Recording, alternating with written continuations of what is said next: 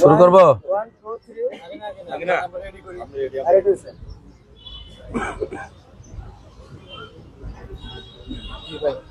শুরু করবো। বিসমিল্লাহির রহমানির রহিম। সংবাদ সম্মেলনের শুরুতে আমার প্রিয় সাংবাদিক বন্ধুরা, আপনাদের সকলকে ধন্যবাদ। আপনাদের মাধ্যমে প্রিয় ঘাটাইলবাসী সবাইকে ধন্যবাদ এবং কৃতজ্ঞতা জানাচ্ছি।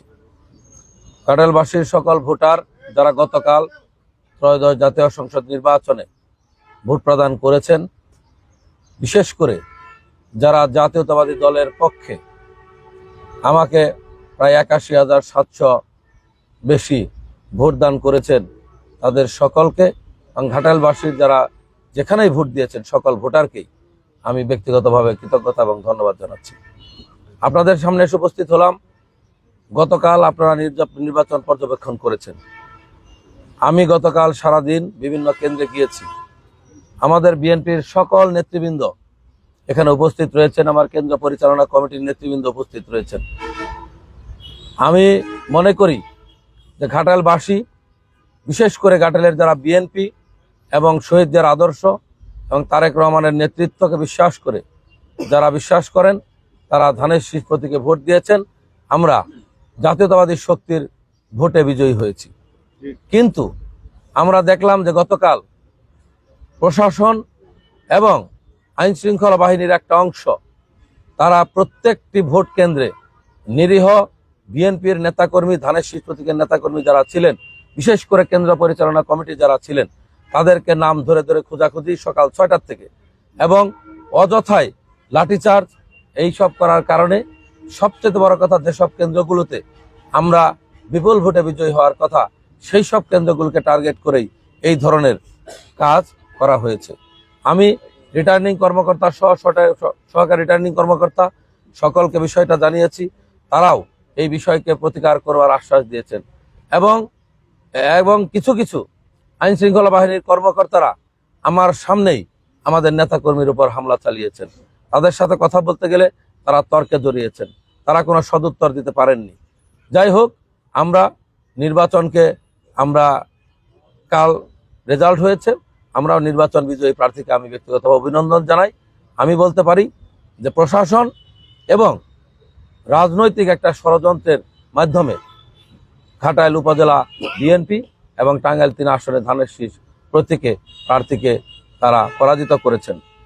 এখানে গতকাল থেকে আমরা ভোটার এলাকায় দেখেছি যে ফ্যাসিস্টের সহযোগী, বিশেষ করে ফ্যাসিস্ট আওয়ামী লীগের পলাতক নেতাদের নির্দেশে তাদের সকল নেতাকর্মীরা আইন শৃঙ্খলা বাহিনীর এই কর্মকাণ্ডের সুযোগ নিয়ে তারা ভোট কেন্দ্রের আশেপাশে তারা সার্বক্ষণিক অবস্থান করে তারা আমাদের এই হুন্ডা মার্কার যারা নেতাকর্মী সমর্থক ছিলেন, তাদের সহযোগে যোগসাজশে তারা একত্রিত হয়ে বিভিন্ন জায়গায় বিএনপির নেতাকর্মীর উপর হামলা করেছে। আমরা দেখেছি বিভিন্ন কেন্দ্রে ফ্যাসিস্ট আওয়ামী লীগের নেতৃবৃন্দ তারা একবারে তাদের নেতাকর্মী সহ হুন্ডা মার্কার সমর্থনে থেকে তারা আমাদের অনেক জায়গায় এজেন্টদেরকেও বের করে দিয়েছে। আমরা আইন শৃঙ্খলা বাহিনীর কাছে বললেও কোনো প্রতিকার আমরা তার পাই নাই। তাৎক্ষণিক সহকারী রিটার্নিং কর্মকর্তাকে বহুবার বলেছি, তার কাছ থেকেও আমরা কোনো সদুত্তর কখনোই পাই নাই। নির্বাচনের আগের দিন রাতে জনাব লুৎফর রহমান আজাদ সহ আচরণবিধি লঙ্ঘন করে 7টি গাড়ি, 8-10টা মোটরসাইকেল নিয়ে চৈথট্ট কেন্দ্রের সামনে দিয়ে যাওয়ার সময় আমাদের নেতাকর্মীর উপর হামলা করা হলে আমি সহকারী রিটার্নিং কর্মকর্তা সহ থানার ভারপ্রাপ্ত কর্মকর্তা এবং আমার সংশ্লিষ্ট সকলকে জানালে আইন শৃঙ্খলা বাহিনী সেখানে উপস্থিত হলেও যারা এই ঘটনার সাথে দায়ী তাদের ব্যাপারে কোনো ব্যবস্থা তারা গ্রহণ করে নাই।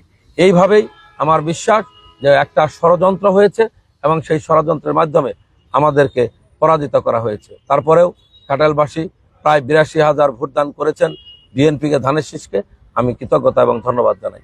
কিন্তু গতকাল নির্বাচনের পরে আমরা যখন এই নির্বাচনকে সাদরে গ্রহণ করেছি, জাতীয় স্বার্থে যখন নির্বাচনকে আমরা মেনে নিয়েছি, ঠিক তখন আমরা দেখতে পেলাম গতকাল সন্ধ্যার থেকে যে নারকীয় তাণ্ডব এই ঘাটাইলের প্রত্যেকটি এলাকায় চলেছে, সেই তাণ্ডব এই ফ্যাসিস্টের 17 বছরের তাণ্ডবকেও হার মানিয়েছে। প্রায় 200 বাড়িঘরে হামলা করা হয়েছে, মানুষের দোকানপাট ব্যবসা প্রতিষ্ঠানে হামলা করা হয়েছে। আমাদের নেতাকর্মী প্রায় 150 নেতাকর্মীকে আহত করা হয়েছে। আমাদের পৌর বিএনপির সহসভাপতি আজহার, তিনি মৃত্যুর সাথে পাঞ্জা লড়ছেন, তিনি এখন আইসিইউতে। তার এখনো কালকে থেকে এখন পর্যন্ত তার জ্ঞান ফিরে নাই। আমার বিএনপির এই কেন্দ্রীয় কার্যালয়, এই কার্যালয়টা যেভাবে ভাঙচুর করা হয়েছে, খালেদা জিয়া, জিয়াউর রহমান, তারেক রহমানের ছবি ফেলে যেভাবে পাড়িয়ে ভাঙা হয়েছে, আমি মনে করি এই কাজ বিএনপি নামধারী কেউ করতে পারে না। যে মনে করেন যে যারা বিএনপির বিদ্রোহী ছিলেন তিনিও যদি কোন বিএনপিকে ধারণ করেন, এই কাজ করতে পারেন না। এইভাবে বিএনপির কমপক্ষে 20টি কার্যালয়কে গতকাল এইভাবে ভাঙচুর করা হয়েছে। এই যে তারা আওয়ামী লীগের লোকজন, এই হুন্ডা মার্কার লোকজনকে সাথে নিয়ে তারা যে বিএনপির প্রতি তাদের যে খায়েশ পিটিয়েছেন গতকাল, এই হুন্ডা মার্কাকে সামনে রেখে আওয়ামী লীগের লোকজন কোথাও কোথাও জয় বাংলা স্লোগান দিয়ে পর্যন্ত আমাদের নেতাকর্মীদের বাড়িতে হামলা করা হয়েছে। আমি সারাদিনে অসংখ্যবার সহকারী রিটার্নিং কর্মকর্তাকে ফোন করেছি, আইন শৃঙ্খলা বাহিনীর ওসি সাহেব সহ, এসপি সাহেব সহ, ডিসি সাহেব পর্যন্ত ফোন করেছি। কিছু ব্যবস্থা ইতিমধ্যে তারা নিয়েছেন, কিন্তু গতকাল রাত্রে আমরা এইখানে যে স্ট্রাইকিং ফোর্স সেনাবাহিনী রয়েছে, বিজিবি রয়েছে, ম্যাজিস্ট্রেটরা রয়েছে, তাদের কোনো উপস্থিতি আমরা কোথাও লক্ষ্য করি নাই। তাদের উপস্থিতি লক্ষ্য করা গেছে শুধু ভোট কেন্দ্রে বিএনপির নেতাকর্মী, ধারে শীষ নেতাকর্মীদের পিটিয়ে তাদেরকে কেন্দ্র থেকে সরিয়ে দেওয়ার ক্ষেত্রে। কিন্তু আমাদের নির্বাচনী আচরণবিধি অনুযায়ী নির্বাচনের দিন এবং পরবর্তী নির্বাচনকালীন সময় 3 দিনে এই স্ট্রাইকিং ফোর্সের দায়িত্ব ছিল এই যারা নেতাকর্মী, প্রত্যেকটা নেতাকর্মী যখন নির্বাচন করে, তারা নির্বাচনে যদি পরাজিত হয় মন খারাপ থাকে, যে যার বাড়িতে অবস্থান করে, এটাই স্বাভাবিক। কিন্তু সেই সুযোগকে কাজে লাগিয়ে এই যে ফ্যাসিস্ট আওয়ামী লীগের নেতাকর্মীদের যুগসাজশে যেইভাবে আমাদের নেতাকর্মীদের বাড়ি ঘরে হামলা করা হলো, বিএনপির পার্টি অফিসগুলোকে ভাঙা হলো, আমার কেন্দ্রীয় কার্যালয়কে ভাঙা হলো, এবং আমার বাড়ির সামনে সিসি ক্যামেরা ভাঙা হয়েছে, এবং আমার গেটের দরজায় কালকে কয়েকবার হামলা করার চেষ্টা করা হয়েছে। যখন তাৎক্ষণিক আমাদের ওসি সাহেব এবং এডিশনাল এসপি সাহেব তারা গিয়েছেন, তারা ব্যবস্থা নিয়েছেন। কিন্তু এই যদি পরিস্থিতির তৈরি হয় এবং যারা এই সহকারী রিটার্নিং কর্মকর্তা যিনি এই দায়িত্বে রয়েছেন, তিনি চরমভাবে এই দায়িত্বের অবহেলা করেছেন এবং তিনি একটা পক্ষর দিকে হেলে এই কাজগুলি করেছেন বলে আমাদের বিশ্বাস। এবং তিনি এখন পর্যন্ত তার নেতৃত্বে কার্যকরী কোনো আইনানুগ ব্যবস্থা গ্রহণ করতে পারেন নাই। যেহেতু তার দায়িত্বে আইন শৃঙ্খলা বাহিনী সকল কিছু, তারপরেও এই নির্বাচন শেষ হওয়ার প্রায় 18 ঘন্টা পরেও এই দায়ী ব্যক্তিদেরকে গ্রেপ্তার করা হচ্ছে না। দায়ী ব্যক্তিরা এখনো এলাকায় তাণ্ডব চালিয়ে যাচ্ছে। এখন থেকে আধা ঘন্টা আগেও বাইনাপাড়াতে আমার ওয়ার্ড বিএনপির সেক্রেটারির বাসায় রামদাস সহ সকল নিয়ে, দেশীয় অস্ত্রশস্ত্র নিয়ে বাড়িতে হামলা করা হয়েছে। এখন আমি খবর পেলাম কালিদাস পাড়ায় যে বাড়িতে গতকালও হামলা করা হয়েছিল, এখনো হামলার প্রস্তুতি চলছে। এই যদি অবস্থা হয়, তাহলে আমরা বলতে পারি এই প্রশাসনের প্রতি আমাদের যে অনাস্থা, এই অনাস্থার ব্যাপারে আমরা আপনাদেরকে, ঘাটালবাসীকে জানালাম। আমি আপনাদের মাধ্যমে ঘাটালবাসীর কাছে উদাত্ত আহ্বান জানাতে চাই যে আপনারা ঘাটালের শান্তিপ্রিয় জনগণ, আপনারা ন্যায়ের পক্ষে, আপনারা আমাদের পক্ষে ছিলেন, আপনারা আমাদেরকে সহযোগিতা করেছেন। আপনাদের কাছে আহ্বান জানাতে চাই যে সন্ত্রাসীরা এই রকম নির্বাচনের সুযোগ নিয়ে আবার ঘাটালের বিভিন্ন জায়গায় এই সন্ত্রাসী কর্মকাণ্ড করছে। ফ্যাসিস্ট পলাতকদের সহযোগীরা যারা যেইভাবে এই নিষিদ্ধ দল, তারা যেইভাবে একবারে ওপেন হয়ে মানুষের দোকানপাট, বাড়িঘরে হামলা করছে, তারা যেভাবে 5ই আগস্টের প্রতিশোধ নিতে চাচ্ছে, আমি আপনাদের কাছে অনুরোধ করব আপনারা সকলে যার যার মতো করে তাদেরকে প্রতিহত করবেন এবং এই সন্ত্রাসীদের দেখা মাত্র আপনারা ধরবেন এবং আইন শৃঙ্খলা বাহিনীর হাতে তুলে দিবেন। আমি আমার দলের নেতাকর্মীদের সকলের কাছে অনুরোধ করব যে আপনারা, জাতীয়তাবাদী দল বিএনপি আগামীতে সরকার গঠন করবে এবং বিএনপি সরকার গঠন করলে আমরা 31 দফা বাস্তবায়নের যে লক্ষ্য আমরা নিয়েছি, সেই 31 দফা বাস্তবায়ন করে এদেশের মানুষের মুখে হাসি ফোটাবো, দেশের উন্নয়নে কাজ করব। নির্বাচনে জয় পরাজয় থাকতে পারে, আপনারা সংগঠনের কাজে মনোযোগ দিবেন এবং কোনো প্রকার উস্কানিতে পা না দিয়ে আপনারা এই ধরনের সন্ত্রাসী কর্মকাণ্ড যারা করবে, এই নিষিদ্ধ সংগঠনের যাদেরকে দেখা যাবে এইসব সন্ত্রাসী কর্মকাণ্ড করতে, তাদেরকে ধরে পুলিশের কাছে সুপর্দ করবেন, আইনের হাতে সুপর্দ করবেন। আপনাদের মাধ্যমে আমি ঘাটালবাসীর সকলকে আবারও ধন্যবাদ দিয়ে আমার বক্তব্য শেষ করছি। আপনারা সবাই ভালো থাকবেন।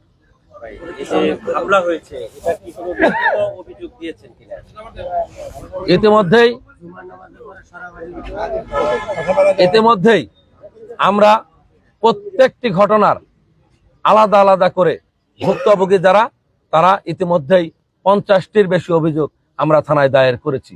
প্রশাসনকে বলেছি আজকের দিনের মধ্যে এই মামলাগুলো নিতে হবে এবং উল্লেখ আসামিদের গ্রেপ্তার করতে হবে। আর যদি আসামিদের গ্রেপ্তার করা না হয়, এই সহকারী রিটার্নিং অফিসার সহ আইন শৃঙ্খলা অফিসার বাহিনী যদি এইভাবে নীরব থাকে, আমি আগামীকালের পর কর্মসূচি দিতে বাধ্য হব। নির্বাচনের পরবর্তীতে তো আপনার সেনাবাহিনী 72 ঘন্টা থাকবে। এই সেনাবাহিনীর এক্ষেত্রে আপনারা সেনাবাহিনীর কাছে কোনো অভিযোগ বা সেনাবাহিনীর কোনো ভূমিকা তারা আছে কিনা? সেনাবাহিনীর ভূমিকা ছিল, আপনাদের বললাম, নির্বাচনের দিন সকাল 6টা থেকে সন্ধ্যা পর্যন্ত শুধু বিএনপির বিরুদ্ধে, ধানের শীষের বিরুদ্ধে। কিন্তু গতকাল সন্ধ্যা 6টার থেকে এই যে নারকীয় তাণ্ডব শুরু হয়েছে এখন পর্যন্ত চলছে, এর মধ্যে আমরা স্ট্রাইকিং ফোর্স বলেন, সহকারী রিটার্নিং কর্মকর্তা বলেন, ওনাদের কোনো সহযোগিতা আমরা পাই নাই। আমরা পুলিশের সহযোগিতা পেয়েছি। পুলিশকে যতটুকু সম্ভব, পুলিশ যেখানে যেখানে দরকার আমাদের বলা মাত্র যাচ্ছেন, পুলিশ সার্বিক সহযোগিতা করছে। কিন্তু পুলিশের একার পক্ষে আমার মনে হয় এটা ট্যাকেল দেওয়া সম্ভব হচ্ছে না। কিন্তু সহকারী রিটার্নিং কর্মকর্তার নেতৃত্বে যে স্ট্রাইকিং ফোর্স, বিশেষ করে সেনাবাহিনী, তাদের গতকাল সন্ধ্যার থেকে 72 ঘন্টা যে পরিস্থিতি থাকার কথা ছিল, আমরা তার কোনো কিছুই এখন পর্যন্ত আমাদের কাছে দৃশ্যমান নাই। আপনার লোক কতগুলো হচ্ছে আর বাড়ি ভাঙচুর করছে কয়টা? মানে আমরা জানি যে আপনার বাড়িও কি ভাঙচুর করছে এই ধরনের? আমার বাড়ির সামনে সিসি ক্যামেরা ভাঙা হয়েছে। আমার গেটে 2 দফায় হামলা করার চেষ্টা করা হয়েছে। আমার প্রায় 200 অধিক নেতাকর্মীর বাড়ি ভাঙচুর করা হয়েছে। আপনারা এখনো গেলে দেখতে পারবেন, বানিয়াপাড়া যেতে পারেন, দেখতে পারবেন, কালিদাসপাড়া দেখতে পারবেন, বেঙ্গুরা দেখতে পারবেন, বেহারা দেখতে পারবেন, আপনারা জামুরিয়াতে দেখতে পারবেন, দেউলাবাড়ি, এই যে এখানে উপস্থিত আমাদের 90-এর গণঅভ্যুত্থানের ছাত্র নেতা শফিকুল ইসলাম খান রতন, তাদের বাড়িতে কালকে তার গাড়িটাকে ভেঙে রামদা দিয়ে কুবিয়ে সেই গাড়িটা একবার অচল অবস্থা এবং তাদের বাড়িতে হামলা করে তিনি এখানে উপস্থিত আছেন। এই যে একজন ভুক্তভোগী এই যে মাত্র এসে ঢুকলো আপনাদের সামনে, এই যে সরাবাড়ি, তার মাথা ফাটানো হয়েছে দুপুরের পর। এবং আমাদের সহসভাপতি আছার, তিনি আইসিইউতে আছেন। আমাদের না, এটা বসতে হবে না, অন্য বসেন। আমাদের এইরকম অসংখ্য নেতাকর্মী, তাদেরকে এইভাবে হামলা করা হয়েছে। তারা বিভিন্ন জায়গায় চিকিৎসা নিয়েছে, কেউ চিকিৎসা নিচ্ছে। এটাই হচ্ছে একটা নারকীয় তাণ্ডব চলছে। আপনাদেরকে বললাম এই ক্ষেত্রে প্রশাসন নির্বিকার, প্রশাসন আমরা কোনো ধরনের সহযোগিতা পাচ্ছি। এইরকম হতে থাকলে আমরা আজকে পর্যন্ত সময় দিয়েছি, তারা গ্রেপ্তার করবে, আইনসভা ব্যবস্থা নেবে। না হলে আগামীকাল থেকে আমি উপজেলা পরিষদ সহ সহকারী রিটার্নিং কর্মকর্তা সহ তাদেরকে ঘেরাও করে আমাদের রাজনৈতিক কর্মসূচি দিব। ঘেরাওয়ের জন্য তারা যে পক্ষপাতিত্ব করেছেন, এখনো করছেন, সেই বিষয়ে আমরা জরুরি পদক্ষেপ রাজনৈতিকভাবে গ্রহণ করব। ইতিমধ্যে আমার দলের হাইকমান্ডে কথা হয়েছে, তারাও সম্পূর্ণভাবে আমাকে নির্দেশনা দিয়েছেন দলের সকল নেতাকর্মীকে নিয়ে এই বিষয়ে প্রতিরোধ গড়ে তোলার জন্য। আমার একটা প্রশ্ন, আপনার যে সংবাদ সম্মেলন আজকে মূলত কাজ হতে প্রশাসন না আপনার প্রতিপক্ষ? আমি তো বললাম এই সংবাদ সম্মেলন সকল অনিয়মের বিরুদ্ধে, যে অনিয়মের অংশ প্রশাসন, এবং তারপরে গতকাল সন্ধ্যার থেকে প্রতিদ্বন্দ্বী প্রার্থী এবং এই হুন্ডা মার্কার প্রতিদ্বন্দ্বী প্রার্থীর লোকজন এবং আওয়ামী লীগ ফ্যাসিস্ট সন্ত্রাসী যারা, টোটাল আওয়ামী লীগের লোকজন যারা এই নির্বাচনকে তারা বিজয়ী হতে সহযোগিতা করেছে, আমি বলবো তারাই যাকে ওনাকে বিজয়ী করেছে। তারা রাত্রে থেকে 5ই আগস্টের আগের যে ক্ষোভ, সেই ক্ষোভটা বিএনপির বিরুদ্ধে মেটানোর জন্য তারা সব জায়গায় এইভাবে সামনের সারিতে, আমি বলবো হুন্ডার লোকজন পেছনে, সামনের সারিতে আওয়ামী লীগের লোকজন এই হামলাগুলাকে নেতৃত্ব দিচ্ছে।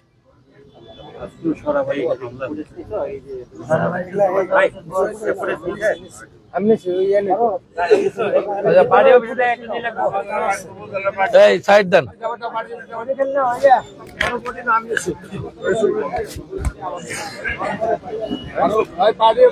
ঠিক আছে, ঠিক আছে।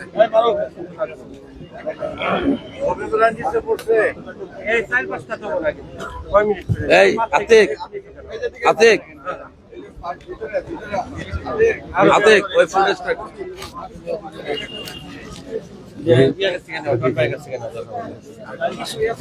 বেশি করে নিও কিন্তু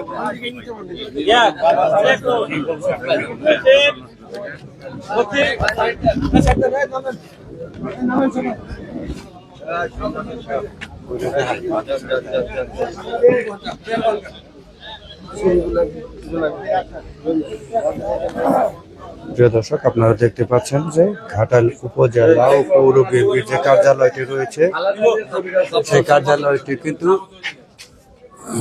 চেয়ার টেয়ার সবকিছু দেখতে পাচ্ছেন ভাঙাচোরা। এখানেও গতকালকে হামলা করা হয়েছিল।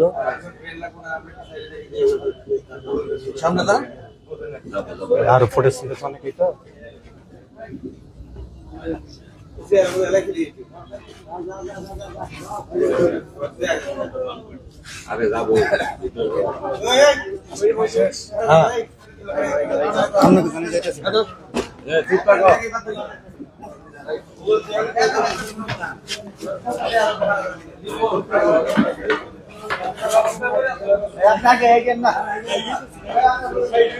ওই যে অগরাগের নিবা দেন।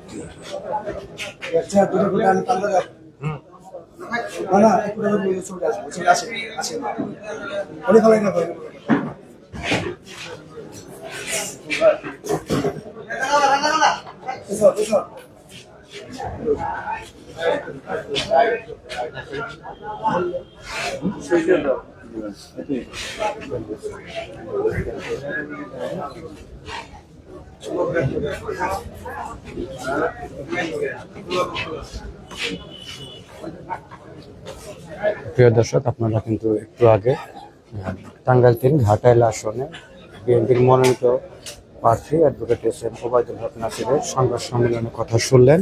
তিনি অভিযোগ করেছিলেন যে তার পার্টি অফিসে ভাঙচুর করা হয়েছে।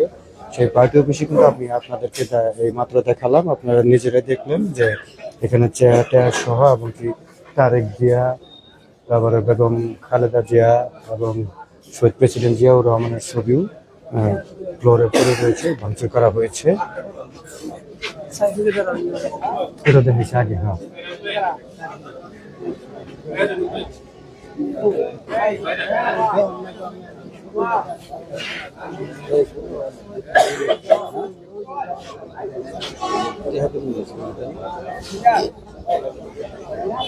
কথা গেছে এটা।